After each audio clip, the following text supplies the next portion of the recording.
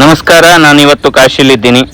ನಾನು ಮತ್ತು ನನ್ನ ಗೆಳೆಯರು ಕಾಶಿ ವಿಶ್ವನಾಥ ದೇವಾಲಯದ ದರ್ಶನಕ್ಕೆ ಹೋಗ್ತಾ ಇದ್ವಿ. ಬಾವ, ಇದೇ ಮೊದಲೇ ನಮಗೆ ಗಂಗಾ ಮಾತೆ ದರ್ಶನ ಆಯ್ತಲ್ಲ ಮಾರೆ. ಇಲ್ಲಿಂದ ದೇವಸ್ಥಾನ ಎಷ್ಟು ದೂರ ಇದೆ?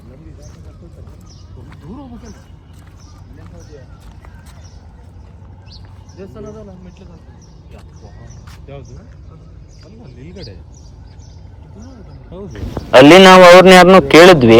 ಅವ್ರು ಹೇಳಿದ್ರು ಇಲ್ಲಿಂದ 1-2 ಕಿಲೋಮೀಟರ್ ಆಗತ್ತೆ, ನೀವು ಅಲ್ಲಿಂದ ಹೋಗಿ ಅಂತ ಹೇಳ್ಬಿಟ್ಟು. ಅದೇ ಯಾವ್ದು ಸಂಗಮ್ ಘಾಟ್ ಅಂತ ಇದೆ, ಅಲ್ಲಿ ಹೋಗಿ ಈಗ ಹೋಗ್ಬೇಕು. ನಾವು ಈಗ ಸಂಗಮ್ ಘಾಟ್ ಕಡೆ ಹೋಗ್ತಾ ಇದೀವಿ.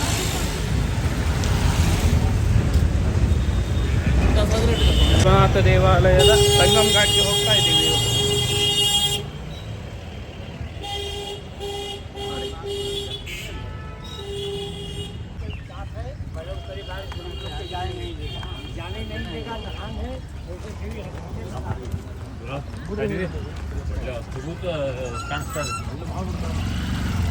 ಅಲ್ಲಿಂದ ಕಾಣ್ತದೆ ಕಾಶಿಯ ಸೂರ್ಯದ ಉದಯೋದಯದ ಸಮಯ.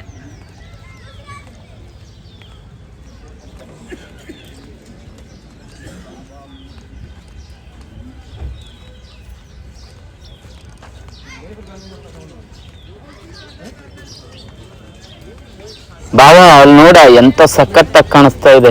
ನಿಜವಾಗ್ಲೂ ನಮ್ಮೂರಲ್ಲೂ ಸೂರ್ಯ ಉದಯಿಸ್ತದೆ, ಆದ್ರೆ ನಾವಿಲ್ಲಿ ಗಂಗಾ ನದಿಯ ತಟದಲ್ಲಿ ಸೂರ್ಯ ಉದಯಿಸ್ತಿರುವಂತದ್ದು ಇದೇ ಫಸ್ಟ್ ನೋಡಿದ್ದು. ಸಖತ್ತಾಗಿದೆ ನಿಜವಾಗ್ಲೂ. ನೀವು ಕೂಡ ನೋಡಿ, ಸೂರ್ಯ ಉದಯಿಸ್ತಿರುವಂತಹ ಗಳಿಗೆಯಲ್ಲಿ ನಾವಿಲ್ಲಿ ಆಗಮಿಸಿದ್ದೀವಿ. ನಿಜವಾಗ್ಲೂ ಈ ಒಂದು ದಿನ ನಮಗೆ ತುಂಬಾ ಖುಷಿ ಆಗ್ತಾ ಇದೆ.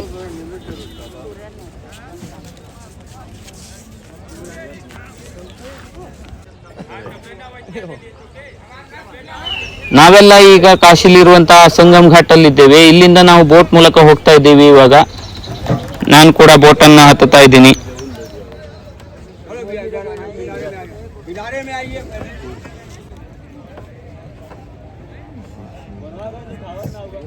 ಸೂರ್ಯೋದಯದ ಸಮಯ ಕಾಶಿ.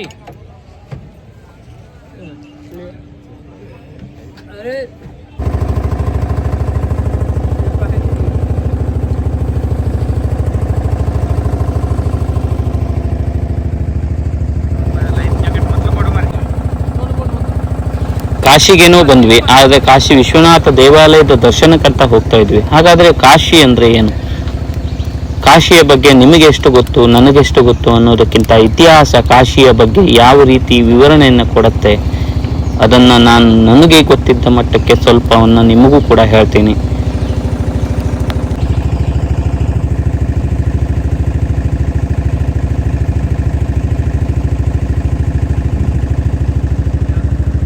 ನಮಸ್ಕಾರ, ಎಲ್ಲ ಹೇಗಿದ್ದೀರಾ? ನಾನು ಚೆನ್ನಾಗಿದ್ದೀನಿ, ನೀವೆಲ್ಲ ಚೆನ್ನಾಗಿದ್ದೀರಾ ಅನ್ಕೋತೀನಿ. ಇಲ್ಲಿ ನೋಡಿ, ಕಾಶಿಯಲ್ಲಿ ಉದಯಿಸಿರುವಂತಹ ಸೂರ್ಯೋದಯದ ಸಮಯ.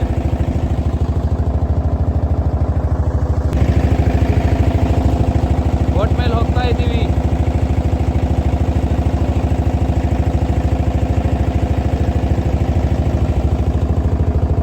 ಕಾಶಿಯ ಸೂರ್ಯೋದಯದ ಸಮಯ ನೋಡಿ ಯಾವ ರೀತಿ. ಕಾಶಿ ಅಂದ್ರೆ ಮೋಕ್ಷ ಸಿಗುವಂತಹ ಸ್ಥಳ, ಪೌರಾಣಿಕ ಸ್ಥಳ. ಹಾಗೆ ಕಾಶಿ ಅಂದ್ರೆ ಭಾರತದ ಪ್ರಾಚೀನ ಹಾಗೂ ಹಿಂದೂಗಳ ಪವಿತ್ರ ಸ್ಥಳ ಅಂತಾನೂ ಕರಿತೀವಿ. ಇಲ್ಲಿ ಪ್ರಮುಖವಾಗಿ ಆರಾಧ್ಯ ದೈವ ಅಂತ ಹೇಳಿದ್ರೆ ಶಿವನನ್ನು ಹೆಚ್ಚಾಗಿ ಪೂಜಿಸ್ತಾರೆ. ಈ ಒಂದು ದೇವಸ್ಥಾನ ಇರೋದು ಉತ್ತರ ಪ್ರದೇಶದ ವಾರಣಾಸಿಯ ಗಂಗಾ ನದಿಯ ಪಶ್ಚಿಮ ತಟದಲ್ಲಿ. ಈ ಸ್ಥಳ 12 ಜ್ಯೋತಿರ್ಲಿಂಗಗಳಲ್ಲಿ ಒಂದಾಗಿರುವಂಥದ್ದು. ಈ ಒಂದು ಸ್ಥಳಕ್ಕೆ ಅತ್ಯಂತ ಪ್ರಾಚೀನ ನಗರ ಎಂಬ ಹೆಗ್ಗಳಿಕೆಯೂ ಕೂಡ ಇದೆ. ಇಲ್ಲಿ ಒಂದು ದಿನ ಮಲಗಿದರೆ ಜನ್ಮಾಂತರದ ಪಾಪಗಳು ಕಳೆಯುತ್ತವೆ ಎನ್ನುವಂತಹ ನಂಬಿಕೆ ಇದೆ. ಈ ನಗರಕ್ಕೆ 10,000 ವರ್ಷಗಳ ಇತಿಹಾಸ ಕೂಡ ಇದೆ. ಹಾಗಾದ್ರೆ ಈ ಒಂದು ದೇವಾಲಯದ ಚರಿತ್ರೆಯಲ್ಲಿ ಹೇಳುವಂತೆ ನಾಶವಾಗಿ ಮತ್ತೆ ಜೀರ್ಣೋದ್ಧಾರವಾಗಿ ಕೊನೆಯದಾಗಿ ಮೊಘಲರ ಕಾಲದಲ್ಲಿ ಔರಂಗಜೇಬನಿಂದ ದಾಳಿಗೊಳಗಾಗುತ್ತೆ. ಈ ಒಂದು ಸಮಯದಲ್ಲಿ ಒಬ್ಬ ಭಕ್ತ ಈ ಒಂದು ಲಿಂಗವನ್ನು ತೆಗೆದು ಒಂದು ಬಾವಿಗೆ ಹಾಕುತ್ತಾರೆ. ಹಾಗಾಗಿ ಆ ಒಂದು ಲಿಂಗ ಔರಂಗಜೇಬನ ದಾಳಿಗೆ ತುತ್ತಾಗಲಿಲ್ಲ. ನಂತರ ಈ ದೇವಾಲಯ ಇರುವಂತಹ ಸ್ಥಳದಲ್ಲಿ ಒಂದು ಮಸೀದಿಯನ್ನು ನಿರ್ಮಿಸ್ತಾನೆ.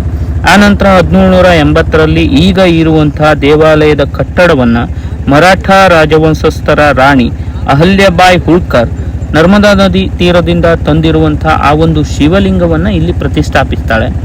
ಈ ಒಂದು ದೇವಸ್ಥಾನವನ್ನು 1983ರವರೆಗೂ ಉತ್ತರ ಪ್ರದೇಶ ಸರ್ಕಾರ ಇಲ್ಲಿನ ವ್ಯವಸ್ಥೆಯನ್ನು ನೋಡಿಕೊಂಡಿದೆ.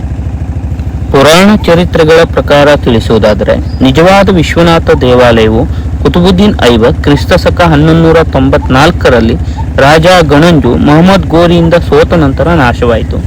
ಹಾಗೆ ಈ ಒಂದು ದೇವಾಲಯವನ್ನು ಗುಜರಾತಿನ ವ್ಯಾಪಾರಸ್ಥ ಮತ್ತೆ ದೆಹಲಿ ಸುಲ್ತಾನರ ಕಾಲದಲ್ಲಿ ನಿರ್ಮಿಸಿದ. ಮತ್ತೆ ಇಲ್ತುಮಿಷನ ಕಾಲದಲ್ಲಿ 1211ರಿಂದ 66ರ ಕಾಲದಲ್ಲಿ ಈ ಒಂದು ದೇವಸ್ಥಾನ ನಾಶವಾಗುತ್ತೆ. ಹಾಗೆ 1447ರಿಂದ 58ರ ಸಮಯದಲ್ಲಿ ಈ ಪ್ರಾಂತ್ಯದ ರಾಜ್ಯನಾಗಿದ್ದ ಹೈದರ್ ಹುಸೇನ್ ಶಾ ಸಿರತ್ ಎಂದೇ ಖ್ಯಾತನಾಗಿದ್ದ ಸಿಕಂದರ್ ಲೋಹಿಯ ಕಾಲದಲ್ಲಿ 1489ರಿಂದ 1517ರಲ್ಲಿ ನಾಶವಾಗುತ್ತೆ. ಇದನ್ನ ಅಕ್ಬರ್ನ ಕಾಲದಲ್ಲಿ ರಾಜ ಮಾನ್ಸಿಂಗ್ ಪುನರ್ ನಿರ್ಮಾಣ ಮಾಡುತ್ತಾನೆ. ಆದರೆ ಸಂಪ್ರದಾಯಸ್ಥರು ಇದನ್ನು ವಿರೋಧಿಸುತ್ತಾರೆ. ಕಾರಣ ಮಾನ್ಸಿಂಗ್ನ ತಂಗಿ ಜೋಧ್ಬಾಯಿಯನ್ನ ಅಕ್ಬರನಿಗೆ ವಿವಾಹ ಮಾಡಿಕೊಟ್ಟಿದ್ದು. ರಾಜ ತೋದ್ರಮೆಲ್ಲ ಮತ್ತೆ ಈ ಒಂದು ದೇವಾಲಯವನ್ನ 1585ರಲ್ಲಿ ಅಕ್ಬರ್ನಿಂದ ಪಡೆದು ಈಗಿರುವಂತಹ ಸ್ಥಳದಲ್ಲಿ ನಿರ್ಮಿಸ್ತಾನೆ. ಆದರೆ 1669ರಲ್ಲಿ ಮತ್ತೆ ಚಕ್ರವರ್ತಿ ಔರಂಗಜೇಬ ಈ ಒಂದು ದೇವಾಲಯವನ್ನು ಕೆಡವಿ ಅಲ್ಲಿ ಜ್ಞಾನವ್ಯಾಪಿ ಮಸೀದಿಯನ್ನು ನಿರ್ಮಿಸ್ತಾನೆ. 1742ರಲ್ಲಿ ಮರಾಠ ರಾಜವಂಶಸ್ಥರ ರಾಜ ಮನೋಹರ್ ರಾವ್ ಹೋಳ್ಕರ್ ಮಸೀದಿಯ ಸ್ವಲ್ಪ ಭಾಗವನ್ನು ಕೆಡವಿ ಈಗ ಇರುವಂತಹ ವಿಶ್ವೇಶ್ವರ ದೇವಾಲಯವನ್ನು ನಿರ್ಮಿಸ್ತಾರೆ. ಆದರೆ ಈ ಒಂದು ದೇವಾಲಯ ವಾಸ್ತವದಿಂದ ಮೊದಲ ರೂಪಕ್ಕೆ ಬರುವುದಿಲ್ಲ. ಕಾರಣ ಈ ಒಂದು ಪ್ರದೇಶ ಲಕ್ನೋ ನವಾಬನಿಗೆ ಸೇರಿದ್ದು ಅವನಿಂದ ಸಾಕಷ್ಟು ತೊಂದರೆಗಳು ಎದುರಾಗುತ್ತಿದ್ದವು.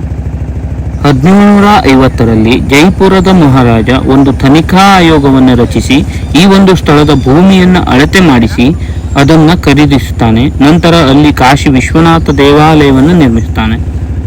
1780ರಲ್ಲಿ ಮನೋಹರ್ ರಾವ್ ರವರ ಸೊಸೆ ಅಹಲ್ಯಾಬಾಯಿ ಹೋಳ್ಕರ್ ಈಗಿರುವಂತಹ ದೇವಾಲಯವನ್ನ ಮಸೀದಿಯ ಪಕ್ಕದಲ್ಲಿ ನಿರ್ಮಿಸ್ತಾಳೆ.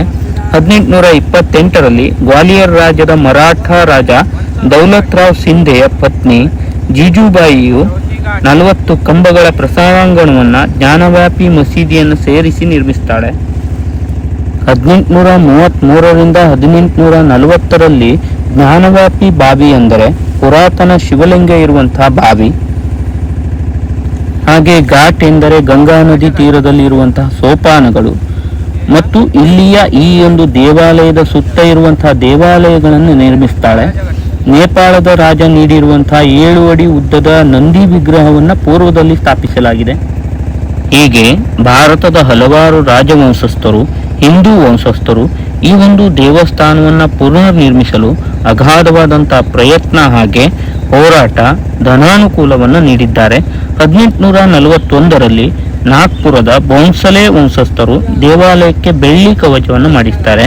ಹಾಗೆ 1835ರಲ್ಲಿ ಮಹಾರಾಜ ರಣಜಿತ್ ಸಿಂಗ್ 1 ಟನ್ ಬಂಗಾರವನ್ನು ನೀಡಿ ಅದರಿಂದ ಗೋಪುರಕ್ಕೆ ಕವಚವನ್ನು ನಿರ್ಮಿಸ್ತಾರೆ. ಈ ಒಂದು ದೇವಾಲಯವನ್ನ ವಂಶ ಪಾರಂಪರ್ಯದಿಂದ ಬಂದಂತಹ ಪಾಂಡ ಅಥವಾ ಮಹಂತರು ನಿರ್ವಹಿಸುತ್ತಾರೆ. ಹಾಗೆ ಇದು ಇತಿಹಾಸ ಪುಟದಲ್ಲೂ ಕೂಡ ದಾಖಲಾಗಿರುವಂಥದ್ದು.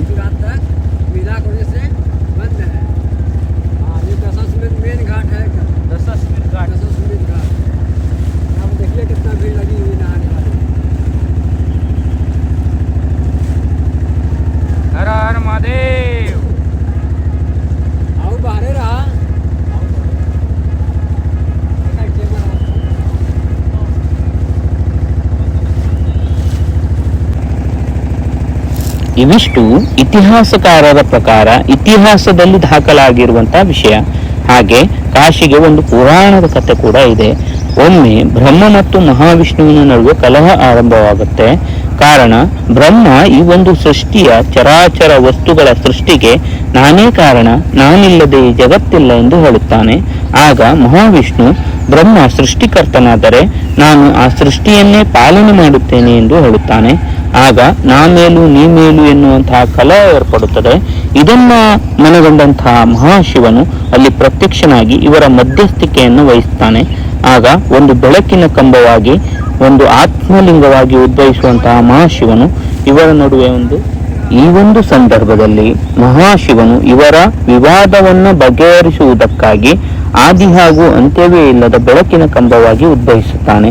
ಹಾಗೆ ಯಾರು ಈ ಕಂಬದ ಆದಿ ಹಾಗೂ ಅಂತ್ಯವನ್ನು ವೇಗವಾಗಿ ತಲುಪುತ್ತಾರೋ ಅವರೇ ಪ್ರವೀಣರು ಎಂಬಂತಹ ತೀರ್ಪನ್ನು ಕೊಡುತ್ತಾನೆ.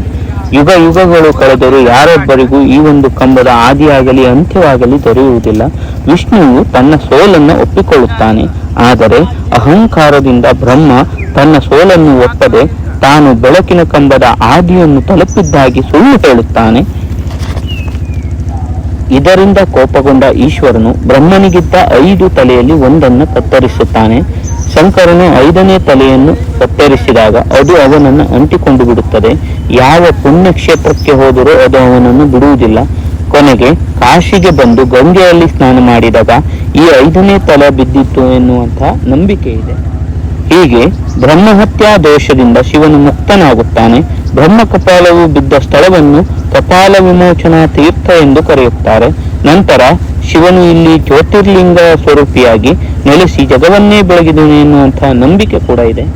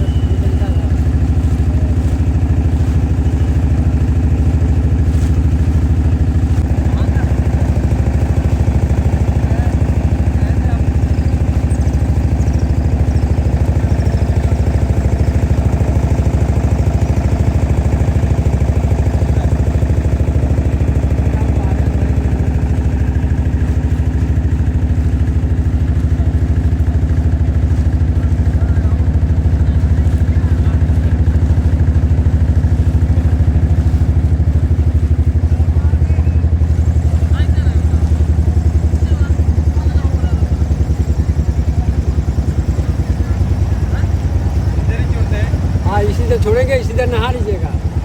हाँ नहा के फिर बाबा का दर्शन करेंगे। तो नहीं जाते अरे आओ तो आगे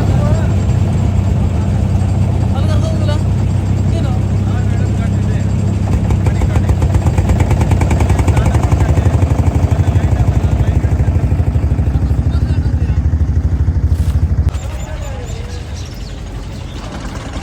वाह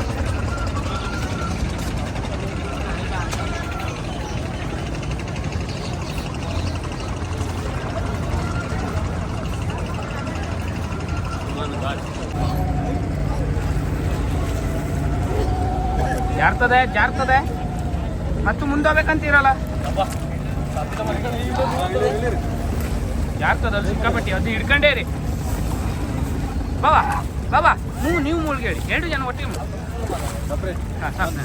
ಹಾಂ ಇಲ್ಲಿ ಇಲ್ಗಡೆ ನೋಡಿ ಇಲ್ಗಡೆ ಹಾಂ ಸೂರ್ಯದೇವ್ರನ್ನ ಕೈ ಮುಗಿ ಚಂದ್ರಣ್ಣ ಒಂಚೂರು ಹಾಂ ಅದನ್ನ ಎಳ್ಕೊಂಡು ಮುಳುಗೇಳಿ ಮುಂದೋಗ್ಬೇಡಿ ಮತ್ತೆ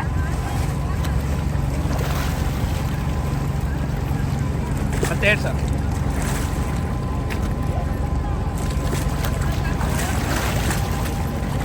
ಇನ್ನೊಂದು ಸರ್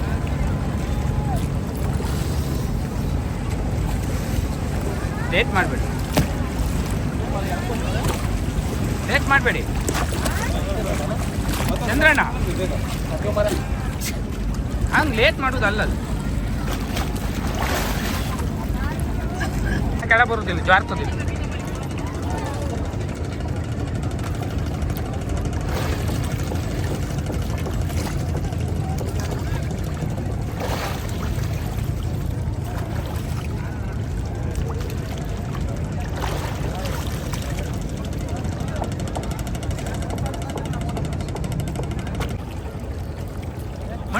ಮಂತ್ರ ದೊಡ್ಡ ಕೇಳಿ ಭಟ್ರ ನಮಗೆ ಬೇಕು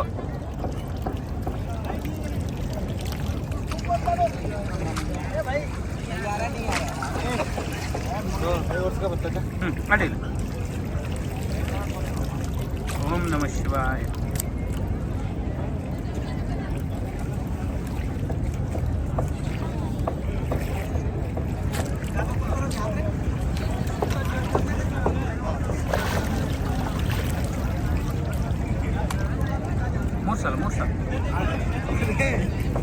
ಮೂರು ಸಲ ಮತ್ತೆ ಕೆಳಗೋಗ್ಬಿಡಿ ಹೋಗ್ಬೇಡಿ. ನೋಡ್ಕೊಂಡೆ ಕೆಳಗೆ ಮತ್ತೊಂದು ಮೆಟ್ಲದೇ ಇಲ್ಲ. ಇಟ್ಲದೆ ಅಲ್ಲಿ, ಇಲ್ಲಂದ್ರೆ ಆಗ ಇದದ ಊಟ ಹಾಕಿದ್ದ. ಕೆಳಗೆ ಹೋಗ್ಬೇಡಿ. ಗೊತ್ತದ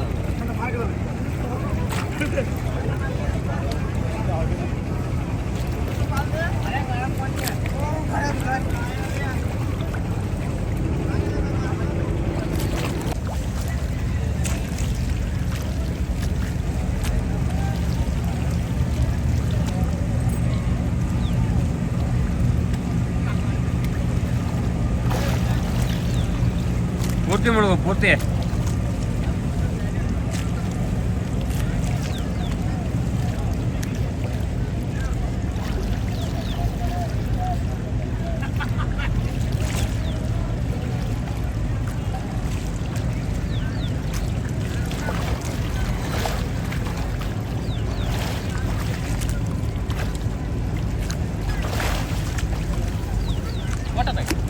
ಸ್ಟ್ರೇಟ್ ಮಾಡಿ.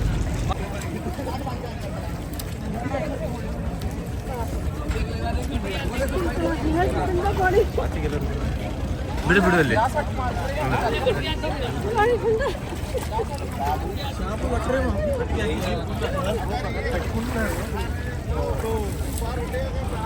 ಇಲ್ಲೊಂದು ಅದೇ ಬಳ್ಳಿ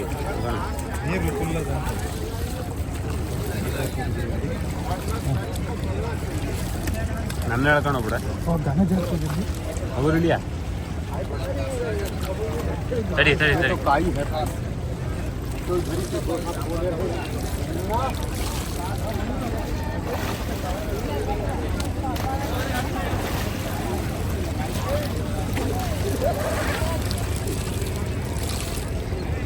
नहाया मुन्ना, हमका हिम्मत नहीं पड़ता अंदर जाए तो मेरा इधर काल दार तो नहीं तो अलग होता है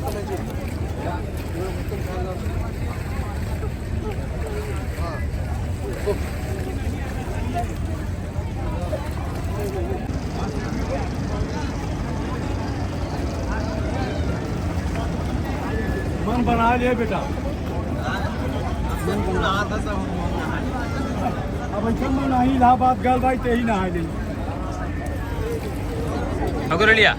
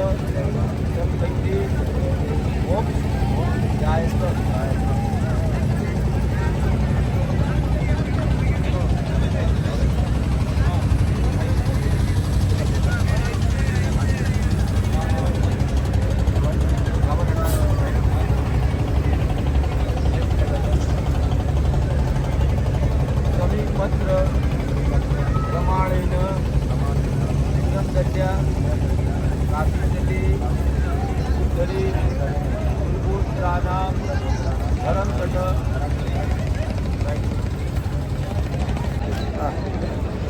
ಕಟ್ರ ಆಗ್ಬೋದಾ ಎಂತ man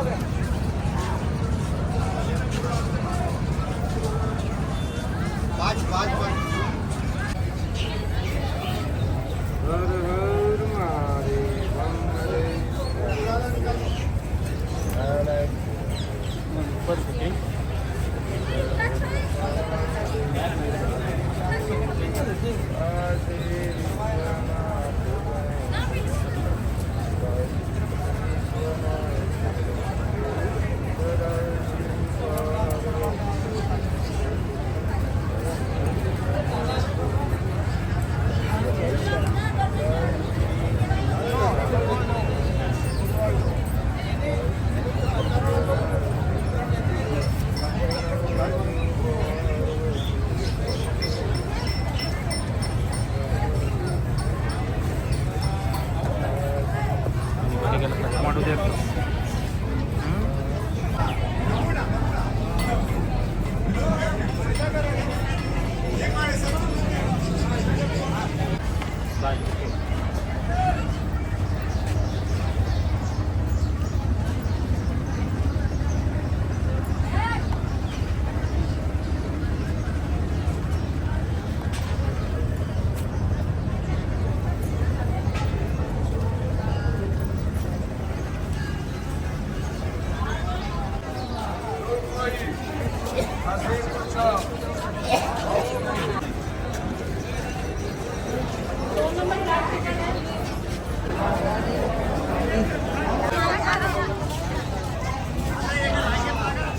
I'll say oh. Oh, Sanja.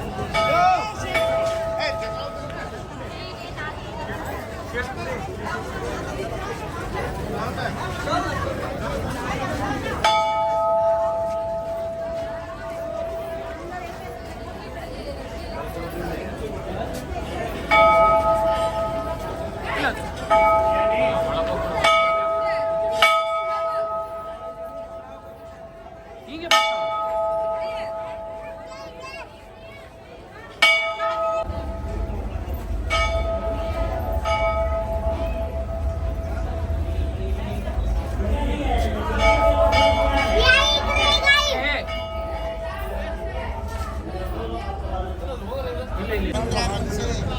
Kashi Vishwanath में मथुरा वृंदावन वाले जय भोलेनाथ।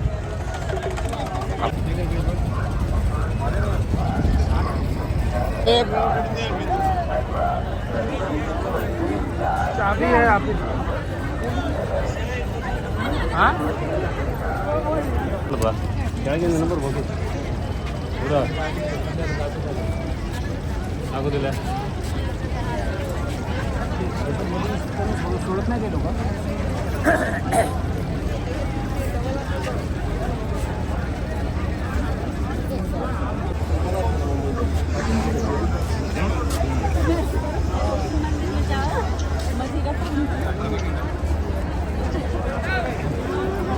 यहाँ से ऊपर चढ़ना है तब वो हमें लाइन में लगाएगा यहाँ से नीचे विशाल लक्ष्य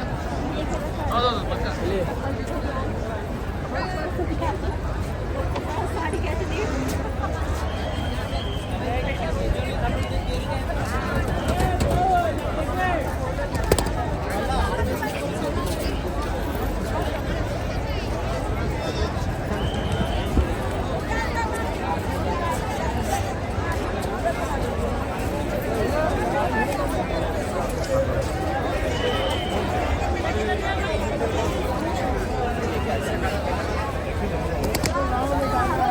बाबू कमल की खाई धात अच्छी रहे धात कल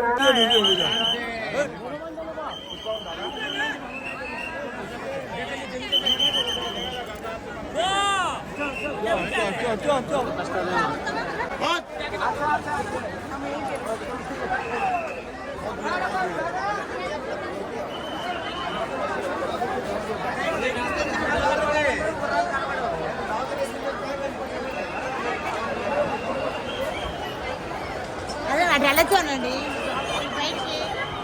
ಇನ್ನಂತ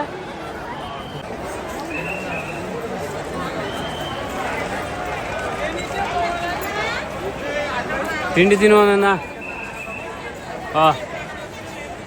ತಿಂಡಿ ತಿನ್ಕೊಳ್ಳುವ ತಿಂಡಿ ತಿನ್ನುವ ಬಾ ಇಲ್ಲಿ ಎಷ್ಟು ರಶ್ ಇದೆ ನೋಡಿ ಖಾಲಿ ಒಂದು ಘಾಟು ಸುಮಾರು 50 ಘಾಟ್ ಇದೆ ಈ ಥರ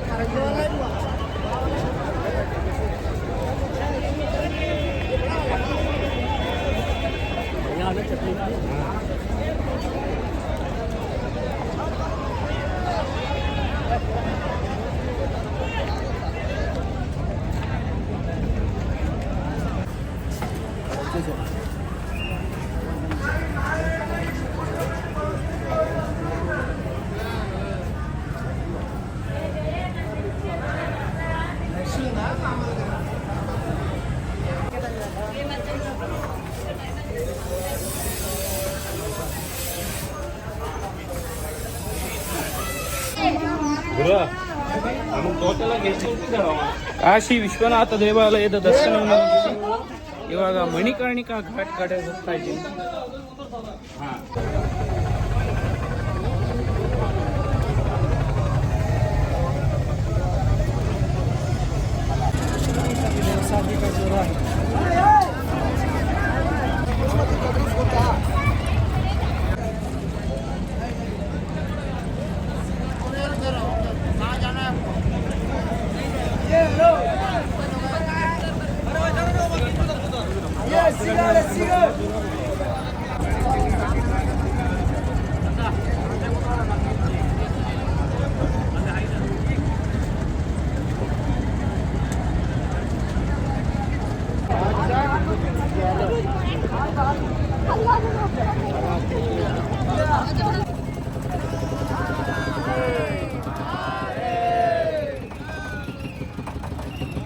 कितने लोग उतरने वाले हैं?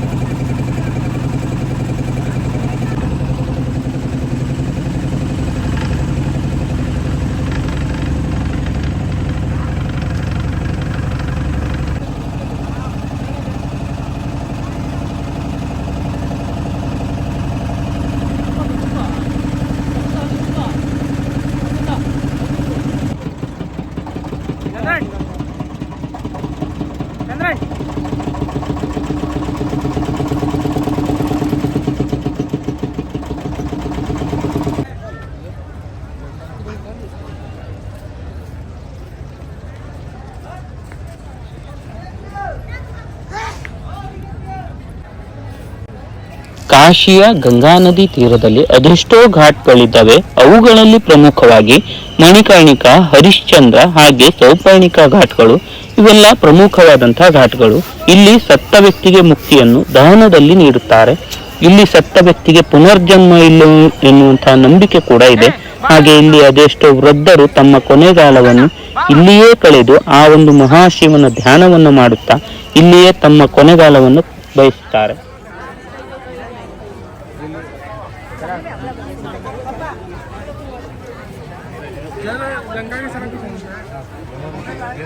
ಇಲ್ಲಿ ಅರಳೆ ಕಟ್ಟೋದು ಕೆಳಗಿಟ್ಕೊಳ್ಳುವ.